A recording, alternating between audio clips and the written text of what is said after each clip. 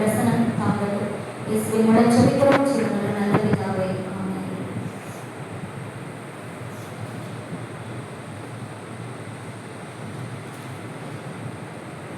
வாசியங்கள் லூக்கா 22ஆம் அதிகாரம் 47-48.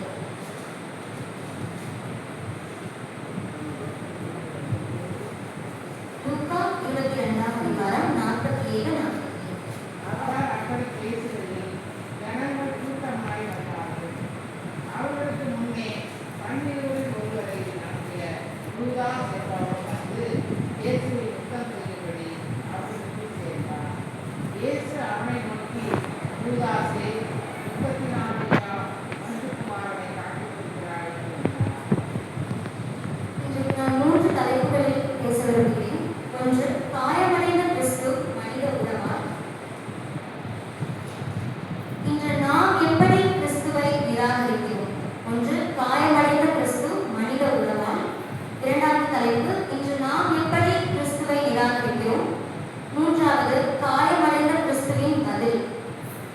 முதல்ல பார்த்தோம்னா, காயமடைந்த கிறிஸ்து மனித உறவால்.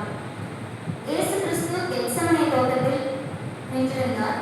அன்று இரவில் சிலுவையை நோக்கி நடந்து கொண்டிருந்தார். அப்போது அவர் தெரியும் சில நிமிடங்களில் என்ன நடக்கப் போகிறது என்று. ஆனாலும் அந்த வேதனையின் உச்சத்தில் கூட அவரை காயப்படுத்தியது சிப்பாய்களின் கைகள் அல்ல, ஒரு சீஷனுடைய யுத்தம்.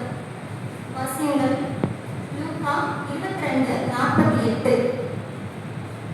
இயேசு அவனை நோக்கி, யூதாசே, 34 மனுஷகுமாரனை காட்டிக் கொடுக்கிறாய் என்றார்.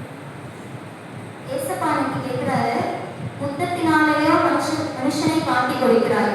ஸோ ஏசப்பா அன்னைக்கு கேட்ட கேள்வி இன்று நம்ம எல்லாருக்கும் பொருந்துகிறது இல்லையா?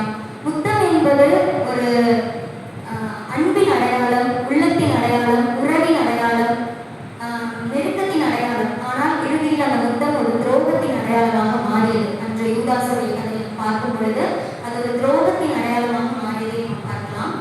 இயேசு அவனோடு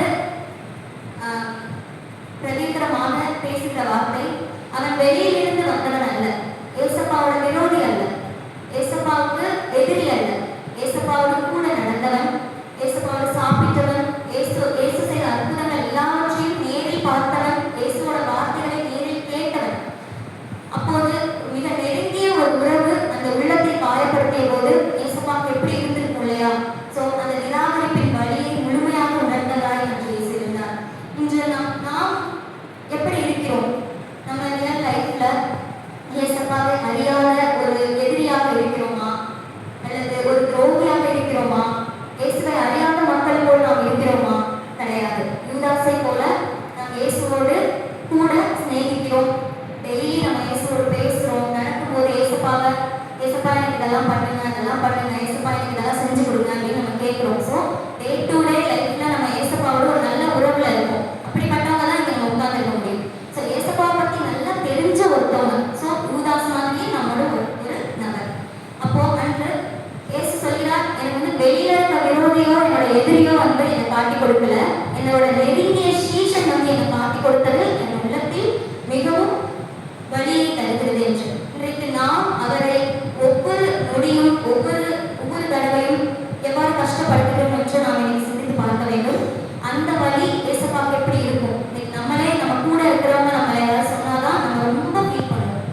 யாரோ ஒருத்தவங்க ஏதோ சொல்றாங்கன்னா ரொம்ப ஃபீல் பண்ணிட்டு இருக்க மாட்டோம். அப்போ நம்மளை படிச்ச ஆண்டவரை நம்ம டெய்லி எப்படிலாம் கஷ்டப்படுத்திட்டு இருக்கோம்? நம்ம கைகளால, சிந்தனைகளாலா, கண்களாலா, கால்கள் மூலமாகவா எப்படி கஷ்டப்படுத்திட்டு இருக்கோம் அப்படின்றத இன்னைக்கு நம்ம யோசிச்சு பார்க்கணும். நான் முதல் தலைப்பில் 2 தலைப்புகளாக பிரிக்கிறேன். யூதாவின் உறவு, இயேசுவின் காயம். வாசியங்கள் நீதிமொழிகள் 27ஆம் அதிகாரம் 5ஆம் வசனம். நீதிமொழிகள் 27ஆம் அதிகாரம் 5ஆம் வசனம். மறைவான சிநேகத்தை பார்க்கிலும் வெளிப்படையான கடிந்து கொள்ளுதல் நல்லது. மறைவான சிநேகத்தை பார்க்கிலும் வெளிப்படையான கடிந்து கொள்ளுதலே நல்லது. இன்றைக்கு நம்மளோட லைஃப்ல இந்த வசனம் ஆக்சுவலாக சிந்திக்க வச்சுச்சு. எத்தனை பேர்கிட்ட நம்ம வெளிப்படையா சிரிச்சுட்டு மனசுல அவங்கள திட்டிட்டு இருந்திருப்போம்? வெளிப்படையா நம்ம எத்தனை பேர்கிட்ட நல்ல விதமா பழகிட்டு வீட்டுல போய் அவங்கள பத்தி குறை சொல்லியிருப்போம்? எத்தனை பேருக்கு நம்ம பொறாமப்பட்டிருப்போம்? நம்மளோட மனதை நீங்க ஓட்டிட்டு ஏசப்பா மறைவான சிநேகத்தை பார்க்கிலும் வெளிப்படையான கடிந்து கொள்ளுதலே நல்லது. அந்த நேரத்துல நம்ம கண்டிப்பா மனம் மாறணும். ஏன்னா ஒருத்தவங்களை சிக்ஷித்து அவங்கள மன திரும்புதலுக்கு ஆளாக்குவதை ஏசப்பா விரும்புறாரு. அதை விட்டுட்டு அவங்க பண்ற தப்புக்கு நம்ம துணை போயிட்டு மறைவான ஒரு சிநேகத்தை நம்ம கொடுக்க கூடாது. ஸோ யூதாவின் உறவு இங்க தாவீது சொல்கிறார், சங்கீதம் 41:9, என் பிராண சிநேகிதனும் நான் நம்பினவனும் என் அப்பம் புசித்தவனுமாகிய மனுஷனும் என் மேல் தன் குதிகாலை தூக்கினான். இது யூதாவை பற்றி முன்னமே தீர்க்க தரிசனமாக சொல்லப்பட்ட வார்த்தை. தாவீது முன்னமே தீர்க்க தரிசனமாக வெளிப்படையாக சொல்லியிருக்காரு, என் பிராண சிநேகிதனும் நான் நம்பினவனும் என் அப்பம் புசித்தவனுமாகிய மனுஷனும் என் மேல் தன் குதிகாலை தூக்கினான். இது சிலுவை பாடுகளுக்கு முன்பாக சொல்லப்பட்ட வார்த்தை இல்லையா? ஸோ முன்னமே தீர்க்க தரிசனமாக வந்த வார்த்தை. இது எல்லாத்துலேயும் நம்ம என்ன பார்க்க முடியுதுன்னா, நம்பின ஒரு மனுஷன் இன்றைக்கு நம்மளை எந்த அளவுக்கு ஏசப்பா நம்புறாரு. இங்க நம்ம அமர்ந்திருக்கோம், நம்ம ரொம்ப அழைக்கப்பட்டவர்கள்னால தான் இங்க அமர்ந்திருக்கோம். நம்ம சர்ச்சுக்கு நம்ம கிறிஸ்தவர்களா பிறந்ததே ஒரு பெரிய ஸ்லாக்கியம் இல்லையா? எத்தனையோ பேர் கிறிஸ்துவை அறியாதவங்க இருக்காங்க. அப்போ கிறிஸ்துவை அறிந்தவர்களும் ஏசப்பாவோட நெருங்க முடியாம இருக்காங்க இல்லையா? இன்னைக்கு நம்ம நெருங்கி ஒரு க்ளோஸ் ரிலேஷன்ஷிப்ல நம்ம இருக்கும்போது அவரை நம்ம எப்படி துதிக்கணும், ஆராதிக்கணும், நம்ம உள்ளத்துல எப்படி அவர் இருக்கணும்ன்றதை நம்ம சோதிச்சு பார்க்கணும். ஸோ இயேசு வெளிப்படையான எதிரிகளால் நிராகரிக்கப்படல. அவர் உள்ளுக்குள்ளே ஒரு நெருக்கமான உறவால் அவர் வழி அந்த அனுபவிச்சிருக்காரு. ஸோ அதுதான் அவரோட மிகப்பெரிய காயமா இருக்கு சிலுவை பாடுகளுக்கு முன்பாக. இரண்டாவது, இயேசுவின் காயம். ஏசாயா 53:3. ஏசாயா 53:3.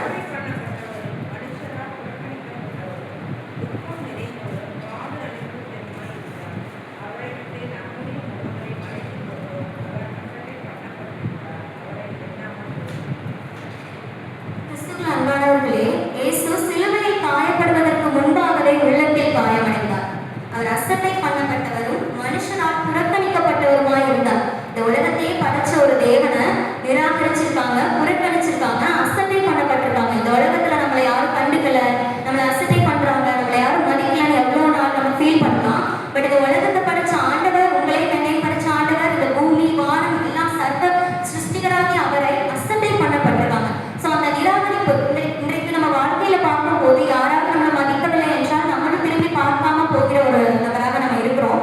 அன்றைக்கு அசட்டை பண்ணப்பட்டாலும் அவர் அன்பின் நிமித்தமாக அவர்களை மன்னிக்கிறார். அது நம்ம நல்லாவே தெரிஞ்சுக்கணும். அவர் தேவன் என்றாலும் மனித உறவின் நிராகரிப்பை முழுமையாக உணர்ந்தவராக இருக்கிறார், முழுமையாக அனுபவித்தவராக இருக்கிறார். நம் வழியை அறிந்தவர், நம் நிராகரிப்பின் வழியை உணர்ந்தவராக இருக்கிறார். அந்த அசட்டை பண்ணப்பட்ட அந்த நிராகரிக்கப்பட்டதை இன்றைக்கு நாம் செய்யலாமா?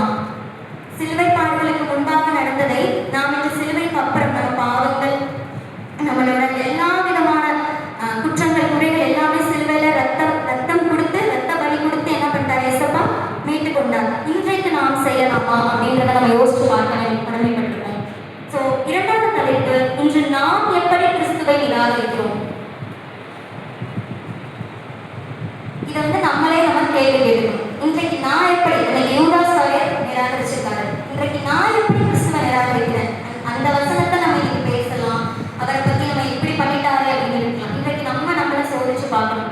டே டு டே லைஃப்ல நம்மளும் என்ன பண்றோம்? நிராகரிச்சுதான் இருப்போம்.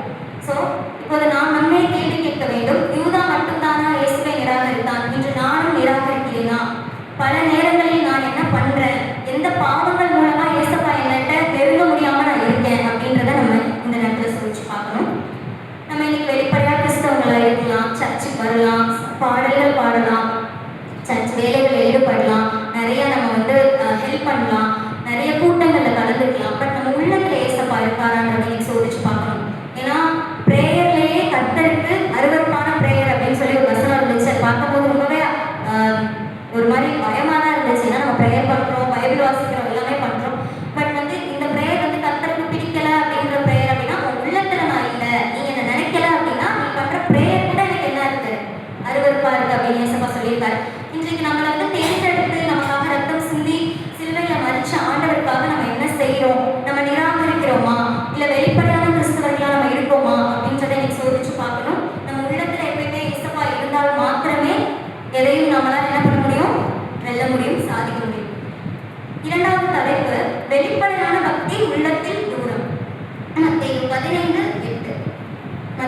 15:8.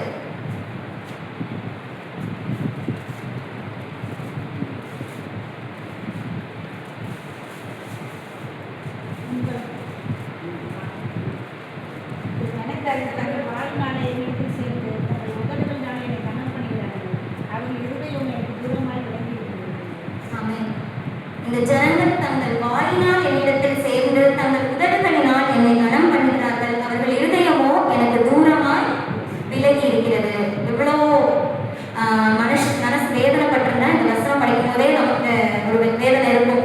வாயினால நம்ம கனம் பண்றோம், துதிக்கிறோம், பாடல்கள் பாடுறோம், வாயினால எல்லாமே பண்றோம், உதடுகளால கனம் பண்றோம். பட் அவங்க உள்ளம் எப்படி இருக்கு? தூரமா இருக்குன்னு ஏசப்பாக்குறவா மனம் வருந்தி சொல்றதை நம்ம பார்க்குறோம். ஸோ நம்ம உள்ளத்துல ஏசப்பா கண்டிப்பா இருக்கணும்.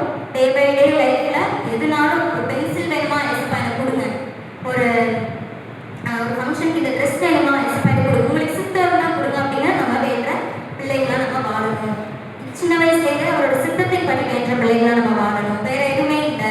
நம்ம வந்து வெளிப்படையான தோற்றத்துல நம்ம எவ்வளோ கிறிஸ்தவர்களா இருந்தாலும் டே டு டே லைஃப்ல நம்ம கனெக்ஷன் எப்படி இருக்குன்றத அவர் ஆராய்ந்து பார்க்கிறதாக இருக்கிறார். ஓகே, சுகம் கிடைக்கும் வரை உறவு. அடுத்த தலைப்பு சுகம் கிடைக்கும் வரை உறவு. யோவான் 6:66. யோவான் 6:66.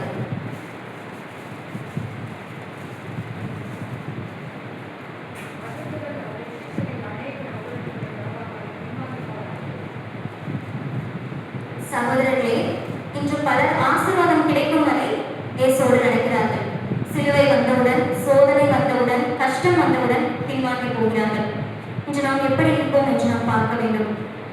அது முதல் அவருடைய சீஷரில் அநேகர் அவருடனே கூட நடவாமல் பின்வாங்கி போனார்கள். காரணம், அவர்களுக்கு தேவையானதை ஏசப்பா கொடுக்கல அப்படின்னு பின்வாங்கினாங்க அவரோட சீஷர்கள். ஆனால் அவர்களுக்கு தேவையான சுகத்தை காட்டிலும் மிகப்பெரிய விலையேற பெற்ற ஒரு என்ன வச்சிருக்காரு? நித்திய ஜீவன் நமக்காக வைத்திருக்கிறார். இன்னைக்கு நம்ம லைஃப்ல என்ன பண்றோம்? சுகம் கிடைக்கிற வரைக்கும் நம்ம இருக்கோமா? 3 கேட்டகரிஸா நான் பிரிச்சிருக்கேன். ஒன்று, கடவுள்கிட்ட நம்ம கேட்கிறோம், கடவுள் கொடுத்துட்டாருன்னா ஓகே சப்பா தேங்க்யூ ஸோ மச் பாய் அப்படின்னு சொல்லிட்டு நம்ம அடுத்த வேலையை பார்க்க ஆரம்பிச்சு போயிடும். ரெண்டாவது கேட்டகரி, கடவுள்கிட்ட நம்ம கேட்குறோம், கடவுள் கொடுக்கல அப்படின்னா நீங்க கடவுளே இல்லப்பா, உங்களை நான் இனிமேல் பார்க்கவே மாட்டேன், உங்க பைபிளை வாசிக்க மாட்டேன், சர்ச் போக மாட்டேன், எனக்கு பிடிக்கல, நான் வெறுத்துட்டேன் உங்களை, எனக்கு நீங்க கொடுக்கல அப்படின்னு சொல்லி இருப்பாங்க. மூணாவது கேட்டகரி, கடவுள் கொடுக்குறாங்களோ கொடுக்கலையோ, கொடுக்கலன்னா உங்களுக்கு சித்தம் இல்லை. நிறைய ஸ்டோரிஸ் பார்த்துருப்போம். ஒரே ஒரு ஆப்பிளுக்காக நம்ம ஏங்கிட்டு இருப்போம், ஆனா ஒரு 10 ஆப்பிள் நமக்காக வச்சிருப்பாரு. பட் அந்த ஒரு ஆப்பிளுக்காக நம்ம ஏங்கிட்டு அது கொடுக்கலனோட அவ்வளவுதான், நான் உங்கள்கிட்ட வரமாட்டேன் அப்படின்னு சொல்லி பிரிஞ்சு போயிடும். ஸோ கொடுத்தாலும் கொடுக்கலனாலும் நீ மாத்திரம் எனக்கு இருக்கணும். நீங்க கொடுக்கலன்னா அது எனக்கு வேண்டாம்.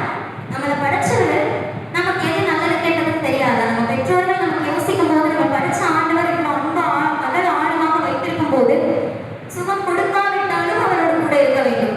அந்த அளவுக்கு நம்ம விசுவாசத்தோடு கடவுளோட இருக்கோமா அப்படின்றத இன்னைக்கு நம்ம சோதிச்சு பார்க்கணும். இந்த 3 கேட்டகரியில நம்மளோட லைஃப் எப்படி இருக்கு? பின்வாங்கி போகலாம், ஆனா கடவுளை ஒருபோதும் விடக்கூடாது. அவரே பிடிச்சி இழுத்துட்டு வந்து பக்கத்துல வச்சுப்பாரு. நம்மளே போனாலும் அவரே என்ன பண்ணுவாரு? தெரிந்து கொண்ட பிள்ளைகளை ஒருபோதும் அவர் கைவிட மாட்டார். ஸோ அந்த நித்திய ஜீவனுக்காக நாம் போராட வேண்டும். உலக பிரகாரமான காரியங்கள், எனக்கு வீடு வேணும், வேலை வேணும், அது வேணும், இது வேணும், அதாவது நம்மளோட ஆசைகள்லாம் ரொம்பவே குட்டியா இருக்கும். நமக்கு தெரியாது, அவனுக்கு தெரியும். உனக்கு இதை விட பெருசா வச்சிருக்கேன், நீ இதுக்கு ஃபீல் பண்ணிட்டு இருக்கியா அப்படின்ற மாதிரி தான் இருக்கும். இந்த உலக பிரகாரமான காரியங்கள்ல இது ஒரு மாயையான வாழ்க்கை இல்லையா? ஸோ பரலோக ராஜ்யம் தான் நமக்கு நிரந்தரமான ஒரு வீடு. ஸோ அதுக்காக அது அங்க போய் நம்ம சேர்றதுக்கு என்ன பண்ணணுமோ அதை நோக்கி இங்கே ஓடும்போது நாளைய தினத்தை குறித்து நீ கவலைப்படாத அப்படின்னு சொல்லியிருக்காங்க. ஸோ சுகம் கிடைக்கும் வரை ஏசப்பாவோட ஒரு உறவோடு இருக்கோமா? அது ஆசீர்வாதத்திற்காக இருக்கோமா? இல்லை நீங்க கொடுத்தாலும் ஓகே ஏசப்பா, கொடுக்கலனாலும் ஓகே ஏசப்பா, நான் உங்க கூட இருப்பேன், சோதனை வந்தா அதிகமா அவங்க கூட இருப்பேன், சிலுவை வந்தா அதிகமா அவங்க கூட இருப்பேன் அப்படின்னு நம்ம இன்னைக்கு இருக்கோமான்றதை நம்ம சோதிச்சு பார்க்கணும். நிறைய பிசாசின் காரியங்கள் நம்மளை விலக தூண்டுதல் செய்யும். நிறைய பிசாசு, அதாவது கடவுளோட பிள்ளைகளுக்கு பிசாசின் காரியங்கள், நிறைய சோதனைகள் கண்டிப்பா வரும். கூட இருக்கவங்க சொல்லுவாங்க, என்ன கடவுளை வேண்டுறேன், இவ்வளோ சோதனை வருது, பரவாயில்ல, சோதனை வருதா, அதுலேருந்து மீள்றதுக்கு ஏசப்பா கண்டிப்பா என்ன பண்ணுவாரு? ஹெல்ப் பண்ணுவார்.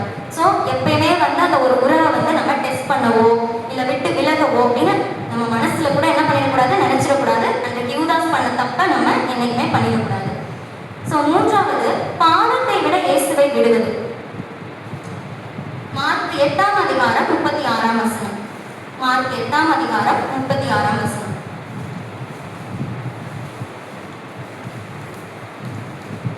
மனுஷன் உலகம் முழுவதையும் ஆதாயப்படுத்திக் கொண்டாலும் தன் ஜீவனை நஷ்டப்படுத்தினால் அவனுக்கு லாபம் என்ன?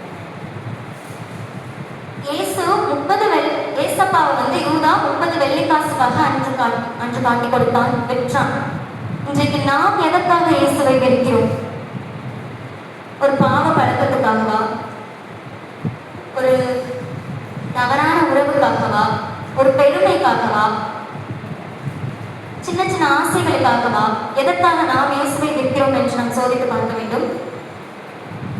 மனுஷன் உலகம் முழுவதையும் ஆதாயப்படுத்தி கொண்டாலும் தன் ஜீவனை நஷ்டப்படுத்தினால் அவனுக்கு லாபம் என்ன? இந்த கேள்வி நம்ம அனைவரோட மனதிலும் இன்று நமக்கு கேட்க வேண்டும். உலகம் முழுவதையும் நீ ஆதாயப்படுத்தி கொண்டாலும் உன் ஜீவனை நீ நஷ்டப்படுத்தினால் உனக்கு லாபம் என்ன? அழகா சொல்லியிருக்காரு இல்லையா? நீ உலகத்துல இருக்க எல்லாத்தையும் நீ வாங்கலாம், என்ன வேணா சுதந்திரிக்கப்பட்ட ஒரு வாழ்க்கை நீ வாழலாம், எப்படி வேணாலும் இருக்கலாம், எப்படி வேணாலும் வாழலாம், உலகமே உன் கையில இருக்குனாலும் நீ உன் ஜீவனை நஷ்டப்படுத்திட்டனா உனக்கு லாபம் என்ன அப்படின்னு ஏசப்பா சொல்றாரு. ஸோ நம்மளோட டார்கெட் என்ன? பரலோக ராஜ்யத்துக்கு நம்ம போறது இல்லையா? லாஸ்ட் டைம் கூட ஆர்கிடெக்டர் சொன்னாங்க, அது நம்ம மனசுலலாம் பேசிச்சு.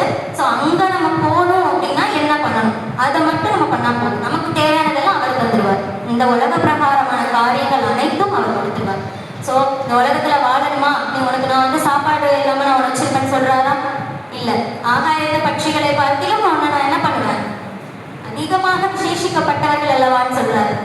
நாளைக்கு எனக்கு இது வேணும் அது வேணும் கேட்கிறதை பார்க்கிலும் ஏசப்பாவாக நம்ம என்ன செய்யறோம், எத்தனை ஆத்மாவை நம்ம கொண்டு வரோம் அப்படின்றதுல மட்டும்தான் நம்ம டார்கெட்டா ஓடணும். ஸோ ஒரு பாவத்தை விட இயேசுவை விட்டுறக்கூடாது இல்லையா? அது ரொம்பவே ஒரு நம்மளை படிச்சவர் இன்றைக்கு நம்ம முன்னாடி நிற்கிறாரு நிற்கல அப்படின்றது நம்ம விசுவாசிக்கிறோமா இல்லைன்றது தெரியும். அன்று யூதாஸ் பக்கத்திலே இருந்து துரோகம் பண்ணிட்டான். இன்றைக்கு நமது பக்கத்திலேயும் அவர் இருக்கார். நம்ம போகும்போதும் வரும்போதும் கூட இருக்கிறார். பரிசுத்தாவே நம்ம பேசுறாரு. ஸோ இன்றைக்கு நாம் எப்படி இருக்கோம் என்று நாம் சிந்தித்து பார்க்க வேண்டும். ஏசப்பாவை விடுறோமா இல்லை அந்த பாவத்தை விடுறோமா அப்படின்றத யோசிச்சு நம்ம பார்க்கணும். மூன்றாவது தலைப்பு, காயமடைந்த கிறிஸ்துவின் பதில். காயமடைந்த கிறிஸ்து, wounded Christ, என்ன ஆன்சர் பண்றாரு அந்த இடத்துல? யூதாஸாவே 30 வெள்ளிக்காசுக்காக காட்டி கொடுக்கும் முன்பு முத்தமிட்டான். அப்போது ஏசப்பா அவனை தள்ளிவிடல, சபிக்கல. யூதாவை தள்ளிவிடல, சபிக்கல. யூதா என்று பெயர் சொல்லி அழைத்தார். அந்த நேரத்துல அவரோட அன்பு முழுமையாக வெளிப்பட்டதை நம்ம பார்க்கலாம். யூதா அப்படின்னு சொல்லி பெயர் சொல்லி அழைக்கிறார்.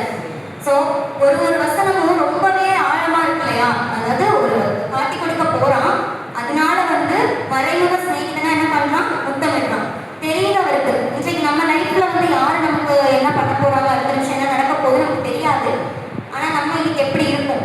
ஏசப்பாவோட வாழ்க்கை ரொம்பவே ஆச்சரியமா இருக்கு. அது மாதிரி ஒரு பர்சன்டாவது நம்ம வாழ மாட்டோமா அப்படின்னு ஒரு ஏக்கமா இருக்கு. உண்மையாலே அந்த தாழ்மை, அந்த அன்புன்றது எல்லையே கிடையாது, ஈடு இணையே இல்லை. ஸோ யூதா என்ற அழைப்பில் அவர் அழைக்கும் போது முழுமையாக அந்த அன்பு வெளிப்பட்டதை பார்க்கலாம். இன்றைக்கு நாம யாராவது உன கண்ணத்துல ஒரு ஆரம்பிச்சுன்னு சொன்னா நம்ம நின்றுட்டு இருப்போமா? உனக்கு எதுவுமே நடக்காது அப்படின்னு ஒருத்தவங்க சாப்பிட போது இன்றைக்கு பரவாயில்ல அப்படின்னு சொல்லி நமக்கு அந்த பொறுமை இருக்கா அப்படின்னு நம்ம பார்க்கணும். அவங்க கிட்ட நம்ம ஸ்நேகமா இருப்போமா? நம்மளை சபிக்கிறவங்க கிட்ட, நம்மளை விரோதியா நினைக்கிறவங்க கிட்ட நம்ம ஸ்நேகமா இருப்போமா, தாழ்மையா இருப்போமான்னு இன்னைக்கு நம்ம சோதிச்சு பார்க்கணும். அந்த ஏசப்பா அவனை குறித்து சபிக்கல. ஒரு பெரிய ஆண்டவரே யூதா என்று பெயர் சொல்லி அழைத்து அவன் என்ன பண்றாரு, ஆசையா கூப்பிடுறாரு. என்ன பண்ண போறான்னு தெரிந்துமே. ரோமர் 5:8 நாம் வாசிக்கிறோம், நாம் பாவிகளாக இருக்கும் போதே கிறிஸ்து நமக்காய் மரித்தார். நாம் பாவிகளாக இருக்கும் போதே நமக்காக மரித்தார் இல்லையா? ஸோ நிராகரிப்புக்கான தேவனுடைய பதில் அன்பும் மீட்பும் தான். இன்னைக்கு நம்ம உலக பிரகாரமா நம்ம யாரையாவது நிராகரிச்சோம், அப்பா திட்டாங்க, அம்மா திட்டாங்க, இல்லை உறவினர்கள் காயப்படுத்திட்டாங்க, அந்த மாதிரி யாராவது நிராகரிக்கிறாங்க அப்படின்னா நம்மளோட பதில் என்னவா இருக்கு? அன்பா இருக்கா? அன்பாக இருக்கிறதா? இல்லை. நீங்க என்ன போக சொன்னீங்கன்னா நானும் அவ்வளவுதான் பாய் சொல்லிட்டு வந்துடுவேன்னு இருக்கும். ஸோ அவரை நிராகரிச்சாலும் என்ன நடக்க போகிறது என்று தெரிந்தாலும் அசட்டை பண்ணப்பட்டாலும் அவரோட பதில் அன்பும் மீட்புமா தான் இருக்கு. அந்த நேரத்திலையும் அவர் அன்பை விடல. நாம் அந்த அன்பாக இருக்கிறோமா, தாழ்மையாக இருக்கிறோமா என்று நாம் சிந்தித்து பார்க்க வேண்டும்.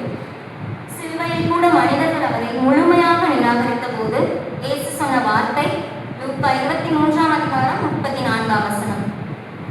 லூக்கா 23:34. அவர் அவனை நோக்கி, பேதுருவே, உங்களுக்கு சேவல் தூங்குகிறதற்கு முன்னே நீ என்னை அறிந்திருக்கிறதை 3 தரம் மறுதலிப்பாய் என்று உனக்கு சொல்லுகிறேன் என்றார். லூக்கா 23:34.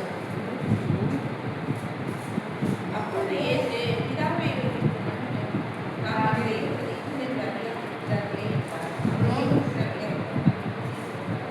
காயமடைந்த கிறிஸ்து மன்னிப்பை தேர்ந்தெடுத்தார்.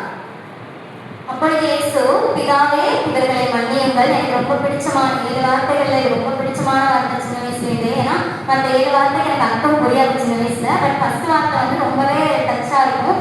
அதாவது அவ்வளோ காய குப்பி ஆணி அடிச்சு அவ்வளோ காயப்படுத்துறவங்கள அவர் வந்து எதுவுமே சொல்லாம, பிதாவே இவர்களை மன்னியும், தாங்கள் செய்வது இன்னதென்று அறியாமல் இருக்கிறார்களே.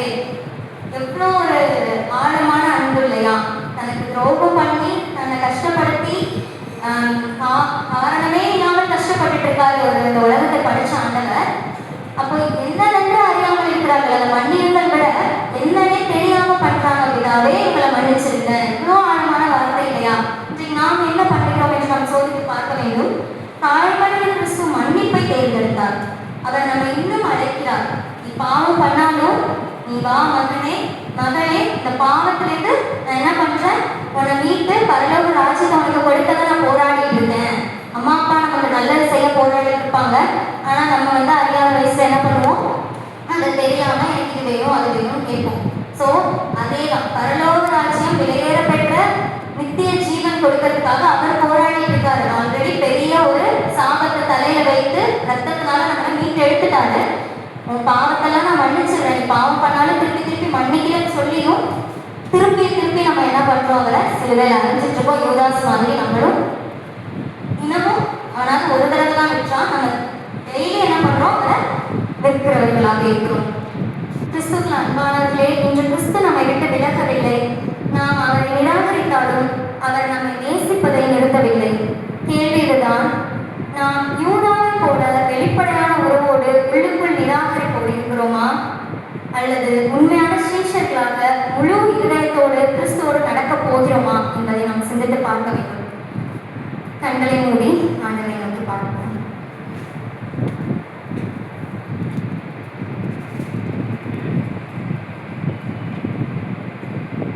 என் பாதையெல்லாம் அந்தகாரம் சூழ்ந்தாலும் வாழ்க்கை முடிந்தது மறுவாழ்வு இல்லை என்றாலும், என் பாதையெல்லாம் அந்தகாரம் சூழ்ந்தாலும் வாழ்க்கை முடிந்தது மறுவாழ்வு இல்லை என்றாலும், நான் நம்புவதற்கு ஒன்றும் இல்லை என்றாலும் நம்புவேன் என் இயேசு ஒருவரை. நான் நம்புவதற்கு ஒன்றும் இல்லை என்றாலும் நம்புவேன் என் இயேசு ஒருவரை. நம்புவேன் என் இயேசு ஒருவரை. நம்புவேன் என் இயேசு ஒருவரை. நம்புவேன் என் இயேசு ஒருவரை. நம்புவேன் என் இயேசு ஒருவரை. பரிசுத்த நல்ல தகப்பனே, ஆண்டவரே, அந்த வேத வசனங்கள் மூலமாக என்னிடம் பேசினீர் ராஜா. அப்பா, யூதாஸ் ஆண்டவரே 30 வெள்ளிக்காசுக்காக காட்டி கொடுத்தான் ராஜா. அப்பா, காயமடைந்த கிறிஸ்து ஆண்டவரை உடைய பதில் அன்பும் மீட்புமாக இருக்கிறது இயேசப்பா. அப்பா, அநேக முறை உங்களை மறுதளிக்கிறவர்களாக நாங்கள் இருக்கிறோம் ராஜா. அப்பா, இன்று ஆண்டவரே இந்த வசனங்கள் மூலமாக எங்களுக்கு பேசின கிருபைக்காக நன்றி இயேசப்பா. அப்பா ஆண்டவரே, ஆரம்பம் முதல் இறுதி வரை நீங்கள் பேசப்படுறதுக்காக நன்றி இயேசப்பா. ஆண்டவரே, இன்னொரு மாத்திரம் நாங்கள் உங்களை சிலுவையில் அறையாத ஆண்டவரை உண்மையான சீஷர்களாக நாங்கள் வாழ உதவி செய்யுங்க இயேசப்பா. அப்பா, வெளிப்படையான உறவோடு ஆண்டவரை, வெளிப்படையான ஒரு மறைவான ஸ்நேகத்தோடு நாங்கள் இருக்கக்கூடாது இயேசப்பா. ஆண்டவரை, உண்மை நிற்கிற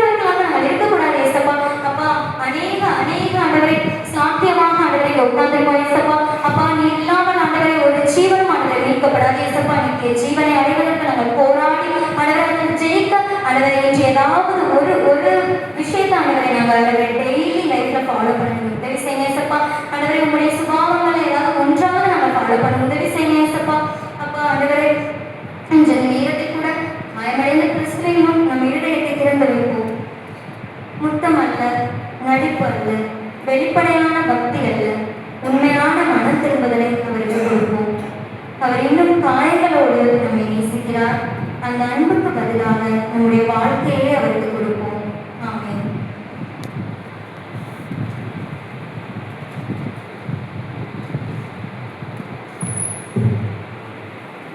கிறிஸ்துவுக்குள்